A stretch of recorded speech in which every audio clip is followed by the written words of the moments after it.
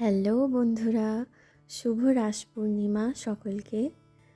আমাদের বাড়িতে কিন্তু আজ সত্যনারায়ণের কথা, তার জন্য কিন্তু ঠাকুর ঘরটা খুব সুন্দর করে সাজিয়ে নেওয়া হয়েছে।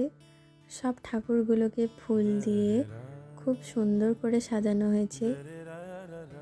বাড়ির পুজো করা কিন্তু হয়ে গেছে, এরপর ব্রাহ্মণ এসে পুজো করবেন, তাই জন্য সব কিছু জোগাড় করাও মোটামুটি শেষের দিকে।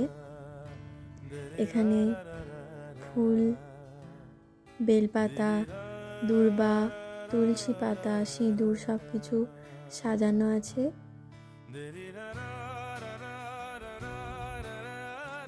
আর এখানে কিন্তু ঘণ্টা, নৈবেদ্য সব কিছুই পুজোয় যা যা লাগে আর কি, আমরা সবাই জানি, সেই জিনিসগুলোই কিন্তু সাজানো আছে। আর অন্য ঠাকুরগুলোকে নিত্য সেবাও দেওয়া হয়ে গেছে, পুরো পুজোও করা হয়ে গেছে। এখানে একটা প্রদীপ জ্বালানো হয়েছে, ধূপ জ্বালানো হয়েছে। সব কিছু প্রায় প্রস্তুত, শুধু ব্রাহ্মণ এসে পুজোটা করলেই হয়। ততক্ষণ এখানে কিন্তু মামনি সব নৈবেদ্যগুলো সাজাচ্ছে, যেগুলো বাকি আছে এখনো সাজানো।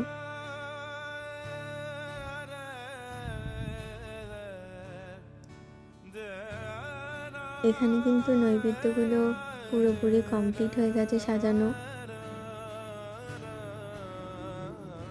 আমরা দেখতে পাচ্ছি সব রকমের ফল আছে, যা যা লাগে পুজোতে তাই দেওয়া হয়েছে। এটা সিন্নি প্রসাদ মাখা হবে। আর এখানে মামনি পান সাজছে, এটা একটুখানি মামনি পানটা সেজে দেখিয়ে দিল। আর এখানে তুলসী মন্দিরে চলে এসেছি। আমাদের তুলসী মন্দিরটা খুবই সুন্দর।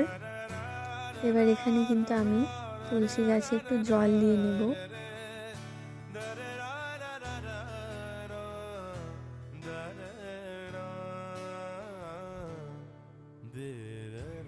এখন কিন্তু ব্রাহ্মণও চলে এসেছে, এবার ব্রাহ্মণ পুজো করতে শুরু করে দিয়েছে।